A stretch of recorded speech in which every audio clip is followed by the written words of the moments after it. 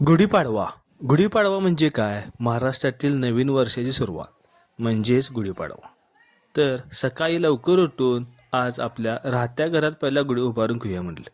तिथे उभा केल्यानंतर गेलो आपण वरच्या घरी म्हणजे जनावरांच्या. तिथे पण आपण गुढी उभा केली. तर गल्लीत सगळ्यांनी गुढी उभा केली ती बघा. सगळ्यांची उभा करून झालेली. पूजन केलं आणि निघालो आपण आपल्या साईडवर. रात्र गुढीपूजन करून आता निघाले आपण आपल्या दुकानात आपल्याला गुढी उभा करायची आहे. कार्यकर्ता आमचा येते का बघूया आता. चला तर मग जाऊया. साईटवर जायच्या आधी आपण दुकानात सुद्धा गुढी उभा करून जाऊया म्हटलं. मग काय भावा आपला आलेला.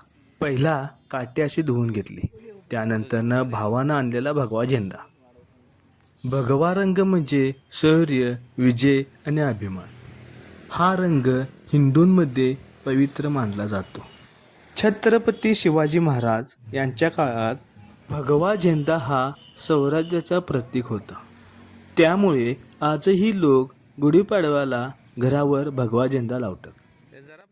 त्याचबरोबर साखरेची माळ, फुलाची माळ आणि कडुलिंब हेही बांधून घेतलं.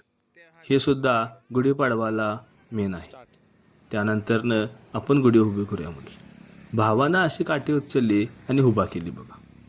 भगवा असा फडकत होता. गुढीपाडवा हा सण प्रत्येक मराठी माणूस साजरा करतो. मग आपल्या घरासमोर गुढी उभा करून आणि प्रत्येक व्यावसायिक हा आपल्या दुकानासमोर सुद्धा गुढी उभा करतो. गुढी उभा करून गुढीचे पूजन केले आणि ह्या छोट्याशा आमच्या दीदीनं रांगोळी सुद्धा एकदम भारी काढली बघा. दीदी आता पहिलीला आहे पण विषय नाही.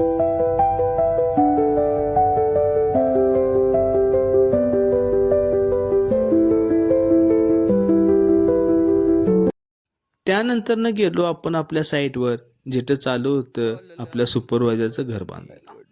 तिथं बांधकामसाठी सगळं विजिट केलं, लाईन आउट केला आणि निघालो. यानंतर गेलो डायरेक्ट घरला, कारण घरात जाऊन आपल्याला खायचं होतं पुरणपोळी. आज गुढीपाडवा म्हणल्यावर पुरणपोळी असणार. मस्तपैकी पोळीवर ताव मारला आणि सगळं आवरलं. मग म्हणलं आता जाऊया. पण तोपर्यंत आपण दारं गेल्यावर आपल्याला दिसली गुढी. त्यानंतर एक व्ह्यू घेऊया म्हटलं. दुपारचा हा व्ह्यू आहे बघा.